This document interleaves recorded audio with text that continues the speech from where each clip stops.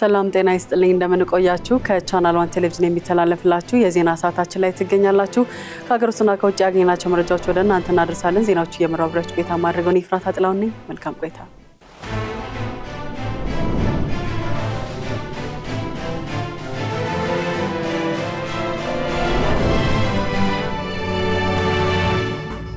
የኢትዮጵያ ፌደራል ፖሊስ ከተባበሩት አረብ ኤሚሬትስ ዱባይ ፖሊስ ጋር በመቀናጀት በውጭ ሀገር ተደብቀው በኢትዮጵያውያን ላይ ኢሰብአዊ ድርጊቶችን የፈጸሙ ሁለት ህገወጥ የሰዎች አዘዋዋሪዎችን በቁጥጥር ስር መዋሉን አስታውቋል። ሁለቱ ዋና ተጠርጣሪዎች የተለያዩ የማታለያ ዘዴዎችን በመጠቀም 105 ዜጎችን በህገወጥ መንገድ ወደ ዱባይ በመውሰድ ከ188 ሚሊዮን ብር በላይ ከተጎጂዎች ሰብስበዋል።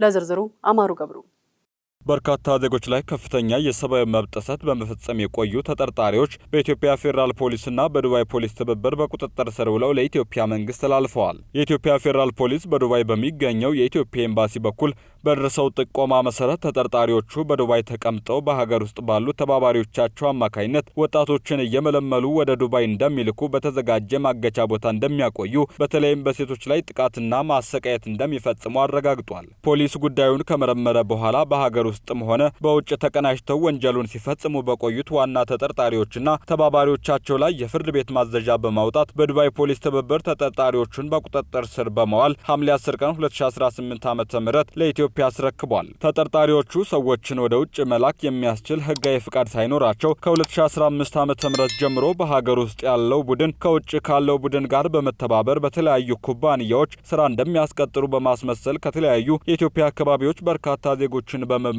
ሐሰተኛ መረጃ በማሰራጨትና ያልተገባ ተስፋ በመስጠት ከአንድ ሰው ከ320 ሺህ ብር እስከ 600 ሺህ ብር በመቀበል የቱሪስት ቪዛ አዘጋጅተው ሲልኩ ቆይተዋል። ገንዘቡን የሚያስገቡት በሀገር ውስጥ በተከፈተ የባንክ አካውንት በኢትዮጵያ ብር በድርሃምና በሪያል መሆኑን ፖሊስ ገልጿል። ገንዘቡን የከፈሉ ተጎጂዎች ዱባይ እንደገቡ በጉልበት ስራ እንዲሰማሩ በማድረግ ከተጎጂዎች ኮሚሽን በሚል ተጨማሪ ገንዘብ በማስከፈል የ2 ወር የቱሪስት ቪዛ ሲያልቅ ደግሞ የ2 ዓመት የመኖሪያ ፍቃድ እንሰጣቸዋለን ካልከፈላቸው ግን ወደ ኢትዮጵያ ትመለሳላችሁ በማለት በአንድ ሰው እስከ 1200 ድርሃም እንዲከፍሉ በማድረግ በዜጎች ላይ ከፍተኛ ጭቆናና ስቃይ ሲያደርሱ ቆይተዋል። ፖሊስ እንደገለጸው ተጠርጣሪዎቹ ተጎጂዎችን ከዱባይ አውሮፕላን ማረፊያ ከተቀበሉ በኋላ ወደሚያስቀምጡበት ቦታ በመውሰድ በአንድ ክፍል ውስጥ በርካታ ወንዶችና ሴቶችን በማገት ምግብ በ8 ቀን አንድ ጊዜ ደረቅ ሩዝ በመስጠት ለከፍተኛ ረሃብና እንዲሁም በሴቶች ላይ የጾታዊ ጥቃት እንዲፈጸሙ አድርገዋል። በተጨማሪም ፖሊስ በሀገር ውስጥ ሆነው ከዱባይ ተባባሪዎቻቸው በሚሰጣቸው ትዕዛዝ ሰዎችን እየመለመሉ በመላክና የባንክ አካውንት ከፍተው ገንዘብ እያሰባሰቡ የነበሩ ሁለት ተጠርጣሪዎችን በቁጥጥር ስር በመዋል ምርመራውን በስፋት በማካሄድ ላይ እንደሚገኝ አስታውቋል። ፖሊስ ዘመናዊ ቴክኖሎጂዎችን ተጠቅሞ ይህንን ውስብስብና ድንበር ተሻጋሪ ወንጀል ለመመርመር እንዲሁም በተጠርጣሪዎቹ አማካይነት ከሀገር ወጥተው ስቃይ ከደረሰባቸው ተጎጂዎች ከዱባይ የቀጥታ የቨርቹዋል ምስክርነት በመቀበል ላይ ይገኛል። ፖሊስ ህጋዊ ፍቃድን ሽፋን በማድረግ ከህገ ወጥ አዘዋዋሪዎች ጋር በመተባበር በዜጎች ላይ ኢሰብአዊ ድርጊት የሚፈጽሙ ኤጀንሲዎች መኖራቸውን አረጋግጧል። በቀጣይ ምርመራውን በእነዚህ አካላት ላይም አጠናክሮ እንደሚቀጥል አስታውቋል። የኢትዮጵያ ፌደራል ፖሊስ ከዱባይ ፖሊስና ከዱባይ የኢትዮጵያ ኤምባሲ ጋር በቅንጅት በመስራት በህገወጥ የሰዎች አዘዋዋሪዎች ላይ ጠንካራ ክትትል እያደረገ ነው። ፖሊስ ለትብብር ድጋፍ ላደረጉ አካላት ምስጋናውን አቅርቦ ህብረተሰቡ የዜጎች ተሳትፎ መተግበሪያን 991 ነጻ የስልክ መስመርንና ሰው አልባ የፖሊስ ጣቢያን በመጠቀም መረጃ በመስጠት ትብብሩን እንዲያጠናክር ጥሪ አቅርቧል። ኢትዮጵያ የአፍሪካ ካሪቢያንና ፓሲፊክ ሀገራት ድርጅት ሊቀመንበር ሆና ተመረጠች። 121ኛው የድርጅቱ የሚኒስትሮች ምክር ቤት ስብሰባ ቤልጂየም መዲና ብራሰልስ ተካሂዷል። ጉባኤ በገንዘብ ሚኒስትር ዴኤታ ሰመሪታ ሰዋሰው የተመራና የውጭ ጉዳይ ሚኒስትር የስራ ኃላፊዎችን ያካተተ የልኡካን ቡድን ኢትዮጵያን በመወከል ተሳትፏል። የሚኒስትሮቹ ስብሰባ የትኩረት አጀንዳዎች የማላቦ ዲክላሬሽን አተገባበር ሂደት መገምገም፣ የድርጅቱን የፋይናንስ አቅም በዘላቂነት ለመገንባት ስለሚወሰዱ እርምጃዎች መምከር ነበሩ። እንዲሁም የድርጅቱ ማሻሻያ ሂደት ያለበትን ደረጃ መገምገም፣ የሳሞአ ስምምነትን የትግበራ ሂደት መገምገም እንዲሁም ሌሎች የድርጅቱና የአባል ሀገራትን ጥቅም ስለሚያስጠብቁ ጉዳዮች ዙሪያ ውይይት ተደርጓል። ኢትዮጵያ አቅሟን የሚያንጸባርቁና ድርጅቱን በፕሬዝዳንትነት በምትመራበት ወቅት የምትከተላቸውን የትኩረት አቅጣጫዎች የሚመለከቱ ሀሳቦችን አቅርባለች። በጉባኤ ማጠናቀቂያም ኢትዮጵያ ለሚቀጥሉ 6 ወራት የአፍሪካ ካሪቢያንና ፓሲፊክ ሀገራት ድርጅት የሚኒስትሮች ምክር ቤት ፕሬዝዳንት ሆና ተመርጣለች። በቀጣይ 6 ወራት በጉባኤው ሰብሳቢነቷ ወቅት ቅድሚያ የምትሰጣቸውን ትኩረት ጉዳዮች አስታውቃለች።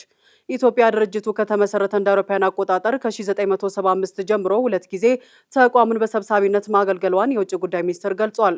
በአሁኑ ወቅት ኢትዮጵያ የአካፓድ የሚኒስትሮች ምክር ቤት ሰብሳቢ ሆና መመረጧ በዓለም አቀፍ መድረክ ያላትን የዲፕሎማሲ ተጽዕኖ ፈጣሪነት በድጋሚ የሚያረጋግጥ ታላቅ ስኬት መሆኑም ተገልጿል። ይህን ኃላፊነት ኢትዮጵያ በደቡብ ሁለንተናዊ ትብብር ላይ ያላትን ተሳትፎ ይበልጥ ከማጠናከሩን ባሻገር ከአባል ሀገራቱና ከአውሮፓ ሕብረት ጋር የሚደረጉ ትብብሮችን በበላይነት ለመምራት ብሔራዊ ጥቅሟን ለማስከበርና መልካም ገጽታዋን ለመገንባት የዲፕሎማሲ እድሎችን ይከፍታል። ጉባኤው በመጪው ኖቬምበር 2026 ሊካሄድ የታቀደው የ122ኛው የአካባድ የሚኒስትሮች ምክር ቤት ስብሰባ በኢትዮጵያ አስተናጋጅነት አዲስ አበባ ወስኗል።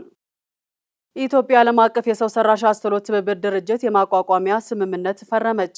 ኢትዮጵያ ከ29 ሀገራት ጋር በመሆን የዓለም አቀፍ የሰው ሰራሽ አስተውሎት ትብብር ድርጅትን መስርታለች። የኢኖቬሽንና ቴክኖሎጂ ሚኒስትር በለጠ ሞላ በሻንሃይ በተካሄደው የዓለም አቀፍ የሰው ሰራሽ አስተውሎት የትብብር ድርጅት ማቋቋሚያ ስምምነት ፊርማ ስነስርዓት ላይ በመገኘት ስምምነቱን ፈርመዋል። የፊርማ ስነስርዓቱ የተከናወነው በሻንሃይ እየተካሄደ ባለው የ2026 የዓለም አቀፍ የሰው ሰራሽ አስተውሎት ኮንፈረንስ ሲሆን 29 ሀገራት ስምምነቱን በመፈረም የዚህን አዲስ ነፃ መንግስታዊ ያልሆነ ዓለም አቀፍ ድርጅት መስራች አባላት ሆነዋል። የቻይና ውጭ ጉዳይ ሚኒስትር ዋንግ ዩ በቻይና መንግስት ስም የፈረሙ ሲሆን የተባበሩት መንግስታት ድርጅት ዋና ጸሐፊ አንቶኒዮ ጉተሬዝ በስነ ስርዓቱ ላይ ከተገኙ ተወካዮች መካከል አንዱ ነበሩ። በስምምነቱ መሰረት የድርጅቱ ዋና መስሪያ ቤት በሻንሃይ ይሆናል። ድርጅቱ የተመድ ቻርተር ዓላማዎችን የሚያከብር፣ ለሰፊ ምክክርና ለጋራ ጥቅም በጋራ ለማበርከት ቁርጠኛ የሆነ እንዲሁም ሰውን ማዕከል ያደረገ አካሄድን የሚከተል ይሆናል ተብሏል። ዓላማውም የሰው ሰራሽ አስተውሎትን ዓለም አቀፍ ትብብርንና ዓለም አቀፍ አስተዳደርን ማሳደግ ሲሆን የሰው ሰራሽ አስተውሎት ልማት ለመላው የሰው ልጅ ጠቃሚ፣ ደህንነቱ የተጠበቀና ፍትሐዊ በሆነ አቅጣጫ እንዲጓዝ ለማድረግ ነው። የኢትዮጵያ ተሳትፎ ሀገሪቱ የሰው ሰራሽ አስተውሎትና ለዲጂታል ሽግግር እያሳየች ያለውና እያደገ የመጣ ቁርጠኝነትን የሚያሳይ ነው ተብሏል። የዓለም አቀፍ የሰው ሰራሽ አስተውሎት ድርጅትን የማቋቋም ሀሳብ ለመጀመሪያ ጊዜ በቻይና የቀረበው እንደ አውሮፓውያን አቆጣጠር በሐምሌ ወር በ2025 ሲሆን ዓላማውም የሰው ሰራሽ አስተውሎት ልዩነትን ለማጥበብና ከቴክኖሎጂ የሚገኝ ትርፍ ደቡባዊ የዓለም ክፍል ተጠቃሚ እንዲሆን የሚያስችል ዘርፈ ብዙ መድረክ ለመፍጠር ነው ተብሏል። ሐምሌ 11 ቀን 1928 ዓ.ም የተመሰረተውና 100 ዓመት ሊደፍን 9 ዓመታት የቀሩት ሀገር ፍቅር ቲያትር ቤት ዘንድሮ 91 ዓመት ሞልቶታል። አናውል ተስፋ ተጨማሪ አለው። ከአድዋ ድል በኋላ 40 ዓመታት አልፈውም እንኳን የጣሊያኑ ሰራዊት በ1927 ዓ.ም በምስራቅ ኢትዮጵያ ወልወላ የቀሰቀሰውን ግጭት አካሄደ። ኢትዮጵያውያን መኳንንትና ሹማምንት አንድ ሐሳብ አመጡ። ይህም ሐሳብ ከፊት ለፊት እየመጣ ያለውን ዳግም ሀገርን የመውረር ፍላጎት ለመግታት የሀገር ፍቅርን የሚያሰርጽ፣ በአንድ መሰባሰብን የሚያበረታታ፣ ለሀገርን መቆም ዓላማ ያደረገ ማህበር ማቋቋም ነበር። በወቅቱም የማስታወቂያ ሚኒስትር በነበሩት መኮንን ሀብተወልድ ተነሳሽነት በንጉሠ ነገሥት ቀዳማዊ ኃይለ ሥላሴ ይሁንታ ሰጭነት የተቋቋመው ማህበር የሀገር ፍቅር ማህበር የሚል ስያሜ ይዞ ሐምሌ 11 ቀን 1928 ተመሰረተ።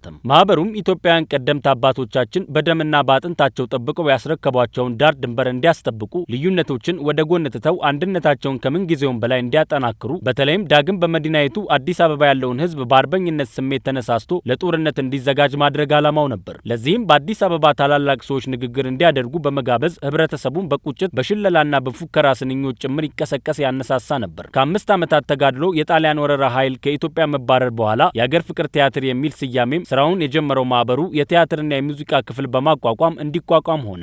ምንም እንኳን መልክ ይዞ መደበኛ ቲያትር ማሳየት አይችል የነበረ ቢሆንም በማስታወቂያ ሚኒስትር መኮንን ሀብተወልድ መሪነት ግን ልዩ ልዩ ትርኢቶችና የህዝብ መዝናኛዎችን ሲያቀርብ ቆይቷል። ጃንሆይ በ1947 ዓ.ም በአሜሪካ ጉብኝት ባደረጉበት ወቅት ይህንን ቆይታቸውን የሚያሳይ መጠነ ሰፊ አውደ ርዕይ እንዲዘጋጅ ትዕዛዝ ይሰጣሉ። ከዝግጅቱ መርሃ ግብሮች አንዱ ለሆነው አውደ ርዕይ የሚመጥን ትልቅ አዳራሽ ማስገንባት የግድ ብሎም ነበር። የአዳራሹ ግንባታ ሙሉ ኃላፊነት በኢትዮጵያ የቲያትር ቤት አዳራሾች ግንባታ ላይ አሻራቸው በጉልህ የተቀመጠው ጣሊያናዊው መሐንዲስ ቢያንካ ላይ አረፈም። ቢያንካም በተለመደው ጥራት፣ ታማኝነትና ፍጹም ታዛዥነት በተሰጣቸው ዲዛይን መሰረት ከፊት ለፊት መድረክ፣ በኋላም ደግሞ ለንጉሳውያን ቤተሰብ መቀመጫ የሚሆን ሰገነት ያለው ግዙፍ አዳራሽ ሰርቶ አስረከበም። ከአውደ ርዕዩ በኋላም አዳራሹ ከቲያትር በስተቀር በሌላ አገልግሎት መዋል የማይችል በመሆኑ ምክንያት ለኢትዮጵያ ሀገር ፍቅር ማህበር ወይም ለአሁኑ የሀገር ፍቅር ቲያትር ቤት ሳምንታዊ ትርኢት ማሳያ እንዲሆን ተሰጠ። በዚህም መነሻነት ሀገር ፍቅር ቲያትር የዛሬ አዳራሹን ለማግኘት በቃ። ዛሬም መጠሪያው የሆነው ሀገር ፍቅር ቲያትር የሚለውን ስያሜ ያገኘው በባለቅኔው ጸጋዬ ገብረመድህን አማካኝነት በ1961 ዓ.ም እንደነበረ ይነገራል። በኢትዮጵያ ኪነ ጥበብ ታሪክ ውስጥ ተጠቃሽ የሆኑትን እነ ዩኤል ዮሐንስ፣ ፍሬው ኃይሉ፣ አሰፋ ባተ፣ ጥላሁን ገሰሰና አሰለፈች አሸኔ የመሳሰሉ አንጋፋዎችን ያፈራው ይሄ የሀገር ፍቅር ቲያትር ቤት ዘንድሮ 91 ዓመት አስቆጥሯል። ኢትዮጵያ የትንባሆ ኢንዱስትሪዎች በሌሎች አካላት ላይ ሊያሳድሩ የሚችሉትን የተጽዕኖ ጣልቃ ገብነትን የሚከላከል ጠንካራ የቁጥጥር ሕግ እንዳላት ተነገረ። ለዝርዝሩ አማሩ ገብሩ ኢትዮጵያ የትንባሆ ኢንዱስትሪዎች የሚያደርሱትን ተጽዕኖ በመቋቋም ረገድ ከዓለም 6ኛ ከአፍሪካ 2ኛ መሆኗን አዲስ ሪፖርት አሳይቷል። በኢትዮጵያ በ2011 ዓ.ም በወጣው የምግብና መድኃኒት አስተዳደር አዋጅ ውስጥ የትንባሆ ኢንዱስትሪዎች ለመንግስት አካላት በስጦታ ገንዘብ እንዳይሰጡና በበጎ አድራጎት ስራ ላይ እንዳይሰማሩ ይከለክላል። ይህ አዋጅ የትንባሆ ኢንዱስትሪዎች ጣልቃ ገብነት ለመቆጣጠር ታስቦ የሰፈረ ድንጋጌ ሲሆን የትንባሆ ኢንዱስትሪዎች ከመንግስት አካላት ጋር ምንም አይነት የጥቅም ትስስር እንዳይኖራቸውም ታሳቢ ያደረገ ነው። በድጋፍ ስም የትንባሆ ምርት እንዳያስተዋውቁ፣ ስማቸውን እንዳይገነቡ፣ የትንባሆ ቁጥጥር ስራው ላይም ተጽዕኖአቸውን እንዳያሳርፉ ማድረግም የድንጋጌው አስፈላጊነት ተብሎ ተጠቅሷል። ይህንን መሰሉ ጣልቃ ገብነት በየሀገሩ መኖር አለመኖሩ የሚያጠናው ጄጄቲሲ የተባለ ዓለም አቀፍ ተቋም የሀገራት የትንባሆ ኢንዱስትሪዎች ጣልቃ ገብነት ደረጃም ያወጣል። በዚህም አዲስ በተሰራው ጥናት የኢትዮጵያ የትንባሆ ኢንዱስትሪዎች ጣልቃ ገብነት መቀነሱ ታይቷል። ይህንን ጥናት መሰረት በማድረግ በወጣው ዓለም አቀፍ ደረጃ ኢትዮጵያ ከአፍሪካ 2ኛ ከዓለም 6ኛ ደረጃ ላይ ተቀምጣለች። የኢትዮጵያ ምግብና መድኃኒት ባለስልጣን በትንባሆ ቁጥጥር በዓለም አቀፍ ደረጃ ኢትዮጵያ በዚህ ዓመት መሸለሟ ጣልቃ ገብነቱን ጭምር መቆጣጠር በመቻሏ ነው ብሏል። በጥናቱ የትንባሆ ኢንዱስትሪዎች ጣልቃ ገብነት መጠን ከ0 እስከ 5 ደረጃ ላይ ያለ እንደሆነና ይህም ዝቅተኛ የሚባል በጥናቱ የትንባሆ ኢንዱስትሪዎች ጣልቃ ገብነት መጠን ከ0 እስከ 5 ደረጃ ላይ ያለ እንደሆነና ይህም ዝቅተኛ የሚባል ሲሆን የኢትዮጵያ ደረጃ 2ኛ መሆኑ እየቀነሰ መምጣቱን ማሳያ ስለመሆኑ ባለስልጣኑ ጠቅሶ በዓለም አቀፍ ደረጃ በመቶኛ በተቀመጠው የ2025 የተጋላጭነት ሪፖርትም ኢትዮጵያ 35 በመቶ አምጥታለች ሲል አመላክቷል።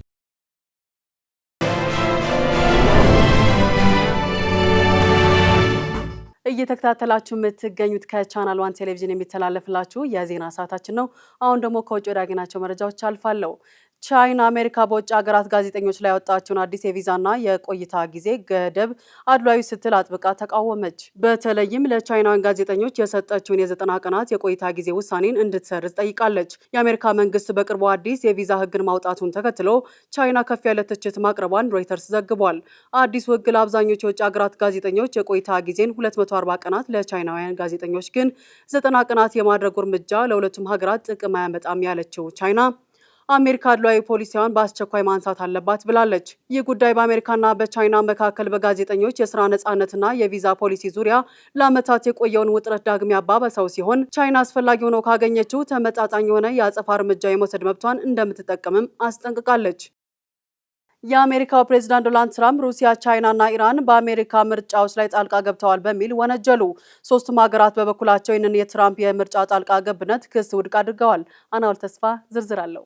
የአሜሪካው ፕሬዝዳንት ዶናልድ ትራምፕ የሀገራቱን ጣልቃ ገብነት በተመለከተ አዲስ ምርመራ እንዲደረግ ትዕዛዝ ሰጥተዋል። ትራምፕ የሀገራቱን የምርጫ ስርዓቶች ዋና ዋና ድክመቶች ያጋልጣሉ ያሏቸውን የስለላ ሰነዶች በሚስጥር ከመጠበቅ መቆጠባቸውን አስታውቀዋል። ቻይና በታሪክ ትልቁን የተባለ የምርጫ መረጃ መጣስ ተግባር ፈጽማለች ሲሉም የከሰሱት ፕሬዝዳንቱ ሩሲያንና ኢራንንም ጨምረው ጠቅሰዋል። ሀገራቱም ለዚህ የትራምፕ ወቀሳ በየፊናቸው ማስተባበያ ሰጥተዋል። በአሜሪካ የቻይና ኤምባሲ ቃል አቀባይ ቻይና በአሜሪካ ፕሬዝዳንታዊ ምርጫ ጣልቃ ገብታ አታውቅም፣ በጭራሽም አታደርገውም ሲሉ ክሱን ውድቅ አድርገዋል። የክሬምሊን ቃል አቀባይ ዲሚትሪ ፔስኮቭ በበኩላቸው ሩሲያ በምንም መልኩ በአሜሪካ ምርጫ ላይ ያሳደረችው ተጽዕኖ የለም ያሉ ሲሆን ሞስኮም በሌሎች ሀገራት የውስጥ ጉዳይ ውስጥ መቼም ቢሆን ጣልቃ ገብታ እንደማታውቅም አጽንኦት ሰጥተዋል። ኢራንም በበኩሏ ውንጀላውን ከእስራኤል ጋር አያይዛ ምላሽ ሰጥታበታለች። የኢራን የውጭ ጉዳይ ሚኒስተር አባስ አራግቼ በይፋዊ ማህበራዊ ትስስር ገጻቸው ላይ እስራኤል አሜሪካን አታላ ልታሸንፈው የማትችለውና መርጣ በገባችበት ጦርነት ውስጥ ከታታለች ሲሉም አስፍረዋል። በፈረንጆቹ 2020 በአሜሪካ ፕሬዝዳንታዊ ምርጫ በሪፐብሊካኖች የሚተዳደሩትን ጨምሮ በርካታ ተደጋጋሚ ምርጫዎችና ግምገማዎች ቢደረግም ምንም ጉልህ የሆነ ማጭበርበር አለመከሰቱ ተዘግቧል። ነገር ግን ፕሬዝዳንት ትራምፕ በንግግራቸው በተለይ ቻይና የ220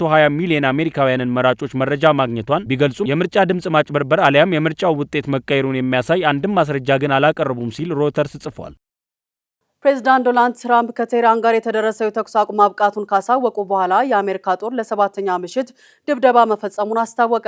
የአሜሪካ ማዕከላዊ እዝ ሴንትኮም በኤክስ ገጹ ላይ ባጋራው መግለጫ ጦሩ የቅኝት ጣቢያዎችን፣ የወታደራዊ ሎጂስቲክ መሰረተ ልማቶችን፣ ከምድር በታች የሚገኙ የጦር መሳሪያ ማከማቻዎችንና የባህር ኃይል አቅሟ ላይ ድብደባ መፈጸሙን አስታውቋል። የኢራን አብዮታዊ ዘብ በበኩሉ በሆርሙዝ ወሽመጥ ላይ በተቀበሩ ፈንጂዎች 2 የነዳጅ ጫኝ መርከቦች መፈንዳታቸውን ገልጿል። ሴንትኮም ግን መረጃው ሐሰት ነው ሲልም አስተባብሏል። የዮርዳኖስ ጦር ምሽቱን ከኢራን የተወነጨፉ 10 ሚሳይሎችን ማክሸፉንና ምንም አይነት ጉዳት አለመድረሳቸውን ገልጿል። ሴንትኮም ለበርካታ ሰዓታት ድብደባውን ከፈጸመ በኋላ ከእኩለ ሌሊት በፊት ማቆሙን በመግለጫው ላይ አመላክቷል። ማዕከላዊ ዕዙ በመግለጫው ሌሊቱን ለፈጸማቸው ድብደባዎች የአሜሪካ ጦር ተዋጊ ጀቶችን፣ ድሮኖችንና የባህር ኃይሉን ተጠቅሟል ብሏል። ፋርስ የዜና ወኪል በበኩሉ ሁለቱ የነዳጅ ጫኝ መርከቦች ፈንጂ በተቀበረበት የሆርሙዝ ወሽመጥ ደቡባዊ ክፍል ሲያልፉ ፈንድተው በሳት ተይዘዋል ብሎ የዘገበ ሲሆን የአሜሪካ ማዕከላዊ ዕዝ በኤክስ ገጹ ላይ ልክ እንደ ሌሎቹ የአብዮታዊ ዘብ መረጃዎች ሁሉ ይህ ሐሰት ነው ሲል አስተባብሏል። የአሜሪካው ፕሬዝዳንት ዶናልድ ትራምፕ ከካናዳ የሰደድ እሳት የሚነሳውና የአሜሪካ ከተሞችን ያጨናነቀው የተበከለ አየር ካልተገታ በካናዳ ምርቶች ላይ አዲስ የዋጋ ታሪፍ ወይም ቀረጥ እንደሚጥሉ አስጠነቀቁ።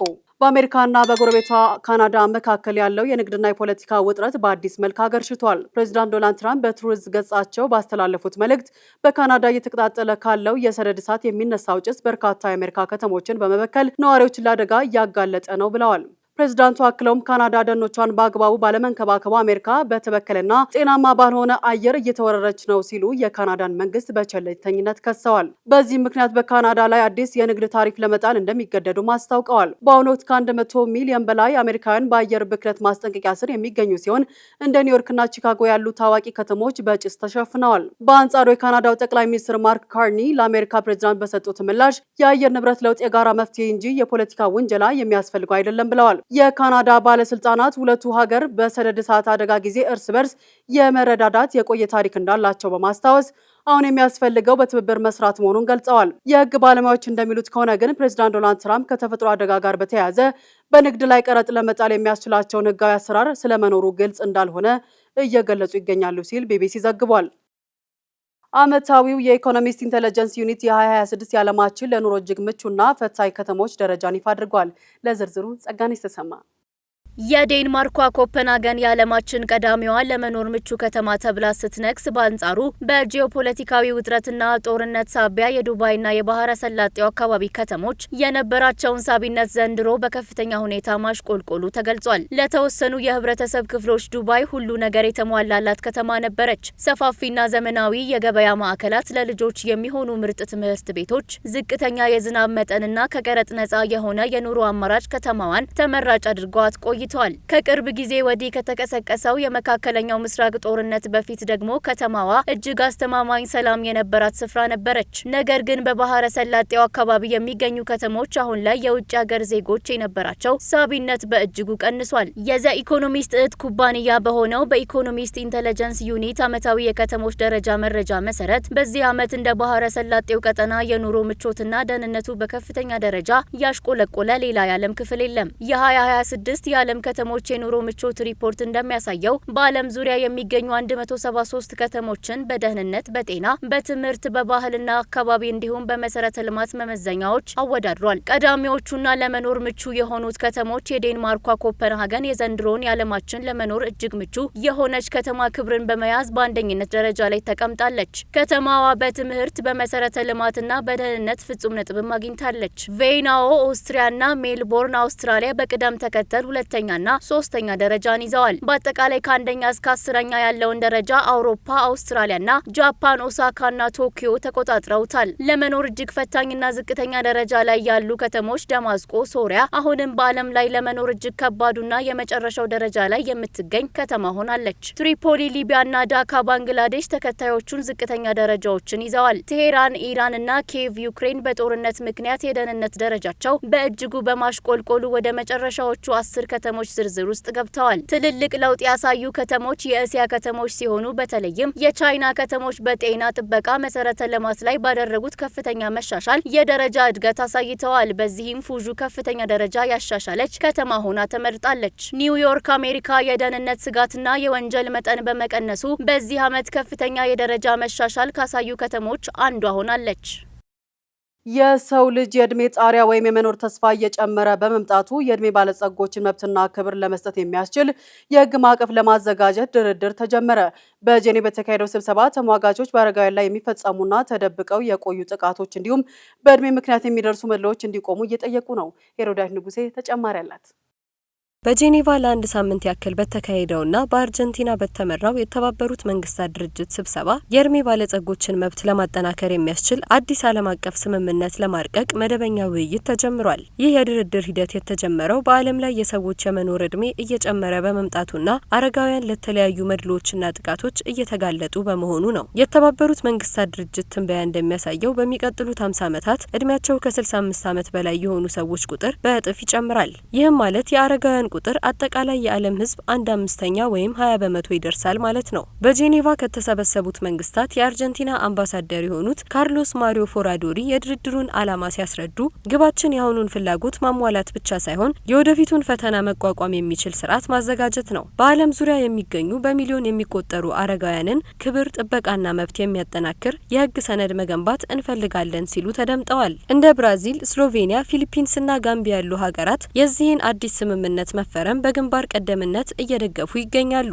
በአሁኑ ወቅት በዓለም አቀፍ ደረጃ በዘርና በጾታ ላይ የተመሰረቱ የሰብአዊ መብት ስምምነቶች ቢኖሩም በእድሜ ላይ የተመሰረተ መድሎን የሚከለክል የተለየ የህግ ማዕቀፍ የለም። የአረጋውያን መብት ተሟጋች ተቋማት እንደሚሉት በመጦሪያ ቤቶች ውስጥ አረጋውያንን ለመቆጣጠር ሲባል ያለ ፍላጎታቸው ኬሚካሎችንና መድኃኒቶችን የመስጠት ድርጊትና የተለያዩ ስውር ጥቃቶች ይፈጸማሉ። እንዲሁም በእድሜ ምክንያት የግዴታ የጡረታ ገደብ መጣሉ የካንሰር ምርመራ እድሎችን መቀነስንና የመሳሰሉት አድሏዊ አሰራሮች በዓለም ዙሪያ በስፋት እንደሚስተዋሉ ተገልጿል። ባለፉት ዓመታት የተከሰተው የኮቪድ-19 ወረርሽኝና በአውሮፓ የተመዘገቡት ተከታታይ የሙቀት ማዕበሎች ለአረጋውያን ህይወት ማለፍ ዋነኛ ምክንያት መሆናቸው ለዚህ የህግ ማዕቀፍ መፋጠን ተጨማሪ ግፊት ፈጥሯል። ይህ ስምምነት ሙሉ በሙሉ ጸድቆ ወደ ስራ ለመግባት ግን ዓመታት ሊወስድ እንደሚችል ተጠቁሟል። አንዳንድ መንግስታት የህጉን ይዘት ለማዳከም ሊሞክሩ እንደሚችሉና ሌሎች ሀገራት ደግሞ ከጤና እንክብካቤ ወጪ መጨመር ጋር ተያይዞ ሊቃወሙት እንደሚችሉ ስጋቶች አሉ። ድርድሩን የሚያካሂዱት አካላት በሚቀጥለው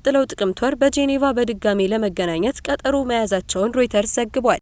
የቅንጦት ዕቃ አቅራቢ የሆነው ካቪያር ኢንተርናሽናል ለሊዮኔል ሜሲና ለክሪስቲያኖ ሮናልዶ ልዩ የወርቅ ስልኮችን ይፋ ማድረጉ ተሰማ። ለእያንዳንዱ ዲዛይን በመላው ዓለም 19 ፍሬዎች ብቻ የተመረቱ ሲሆን ዋጋቸውም ከ11410 እስከ 18382 ዶላር ይደርሳል። ለዝርዝሩ ማሌት ደመላሽ። የሩሲያው ዘነኛ የቅንጦት እቃዎች አቅራቢ ኩባንያ ካቪር ኢንተርናሽናል ያዘጋጀው ሁለቱ ስመጥር ተጫዋቾች በዓለም አቀፍ መድረክ ላይ የሚያደርጉትን ታሪካዊ ፉክክርና ፍጻሜ ለመዘከር ታስቦ እንደሆነ ተገልጿል። ሆኖም ዘገባዎች እንዳመለከቱት ሁለቱም ታዋቂ ተጫዋቾች ለክብራቸው ተብሎ ስለተመረተው የዚህ ምርት መኖር በአሁኑ ወቅት የሚያውቁት ነገር የለም። ለአርጀንቲናው ኮከብ የተዘጋጀው ስልክ ገና በይፋ ለገበያ ባልቀረበው ሳምሰንግ ጋላክሲ ዜድ ፎልድ አልትራ ሞዴል ላይ የተገነባ ሲሆን የሜሲ ምስል በ24 ካራት ንጹህ ወርቅ ላይ በልዩ ሁኔታ ተቀርጾበታል። ከዚህም በተጨማሪ የስልኩ ዲዛይን የአርጀንቲና ብሔራዊ ቡድን የስፖርት ማሊያ ቀለማትን ያካተተ ውበት እንዲኖረው ተደርጎ የተሰራ ነው። ይህ ስልክ ለሜሲ አድናቂዎችና ለቅንጦት እቃዎች አሰባሳቢዎች ልዩ መስህብ እንደሚሆን ታምኖበታል። በሌላ በኩል ለፖርቹጋሉ ድንቅ ተጫዋች የተሰራው የክብር ስልክ በአፕል አይፎን 17 ፕሮ እና ፕሮ ማክስ ሞዴሎች ላይ ተሻሽሎ የተሰራ መሆኑ ታውቋል። ይህ የስልክ ዲዛይን የፖርቹጋልን ብሔራዊ ቀለማት የሆኑትን ቀይና አረንጓዴን ይዞ የተሰራ ሲሆን የሮናልዶን ታላቅነት በሚመጥን መልኩ በቅንጦት ቁሳቁሶች የተሰራ ነው። የሁለቱም ተጫዋቾች ስልኮች የኩባንያውን ከፍተኛ ጥራትና የስነ ጥበብ ጥረት የሚያሳዩ መሆናቸው ተገልጿል። ካቪር ኢንተርናሽናል ለየት ያሉ ውድ የሆኑ ቁሳቁሶችን በመጠቀም የሚታወቅ ሲሆን እነዚህ የሜሲና ሮናልዶ ልዩ ዲዛይኖች በመላው ዓለም 19 ፍሬዎች ብቻ ተመርተው ለሽያጭ ቀርበዋል። የዚህ ልዩ የወርቅ ስልኮች ዋጋ እንደ ገዢው ምርጫና እንደ ስልኩ ሞዴል አይነት ከ11410 ዶላር ተነስቶ እስከ 18382 ዶላር ዋጋ የሚደርስ ሲሆን ይህም ስልኮቹን እጅግ ውድና ለጥቂቶች ብቻ የሚቀርቡ ያደርጋቸዋል። ኩባንያው ከዚህ ቀደም ለተለያዩ ታዋቂ ሰዎችና ታሪካዊ ክስተቶች መሰል ልዩ ዲዛይን ያላቸውን የቴክኖሎጂ ውጤቶች በማዘጋጀት የሚታወቅ ነው። ፊፋ እሁድ ዕለት በአርጀንቲናና በስፔን መካከል በሚካሄደው የፍጻሜ ጨዋታ አሸናፊ ለሚሆነው ቡድን የዓለም ዋንጫ ቀለበቶችን እንደሚሸልም ሲገልጽ ፕሬዚዳንት ዶናልድ ትራምፕ ግጥሚያውን ይታደማሉም ተብሏል። ለዝርዝሩ ጸጋነሽ ተሰማ። ለአሸናፊ ተጋጣሚዎች ቀለበቶችን መሸለም በአሜሪካ ስፖርት ውስጥ የተለመደ ባህል ነው። የዓለም ዋንጫ አሸናፊ ለሚሆነው ቡድን 30 ቀለበቶች የሚቀርቡ ሲሆን በተጨማሪ 1996 ቀለበቶች ለደጋፊዎች ይሸጣሉ። በእያንዳንዱ ቀለበት ላይ አነስተኛ የዓለም ዋንጫና ጽሑፍ ተቀርጾበታል። ዋንጫውን ለአሸናፊ ቡድን የሚያበረክቱት ፕሬዚዳንት ትራምፕ እስካሁን ድረስ ከ102 የዓለም ዋንጫ ጨዋታዎች መካከል በአንዱም ላይ አልተገኙም። አሜሪካ በቤልጅየም ተረታ ከመሰናበቷ በፊት ያደረገቻቸውን ጨዋታዎች ጨዋታዎችንም ቢሆን አልተከታተሉም። የፊፋ ፕሬዝዳንት ጂያኒ ኢንፋንቲኖ ትራምፕ በፍጻሜው ጨዋታ ላይ እንደሚገኙ አስቀድመው ተናግረው ነበር። የዋይት ሀውስ የፕሬስ ሴክሬታሪ ካሮሊን ሌቪቲም ይህንኑን አረጋግጠዋል። አሜሪካ ከቦስኒያ ሄርዜጎቪና ጋር ባደረገችው የጥሎ ማለፍ ጨዋታ ላይ በተቃራኒው ቡድን ላይ በተሰራው ጥፋት ለአሜሪካው አጥቂ ፎላሪን ባልገን የተሰጠው ቀይ ካርድ እንዲታገድ መደረጉን ተከትሎ በፊፋ ፕሬዝዳንት ላይ ከፍተኛ ትችት ቀርቧል። የዓለም አቀፉ የእግር ኳስ ማህበር አጥቂው በቀጣዩ የአገሪቱ ብሔራዊ ቡድን ጨዋታ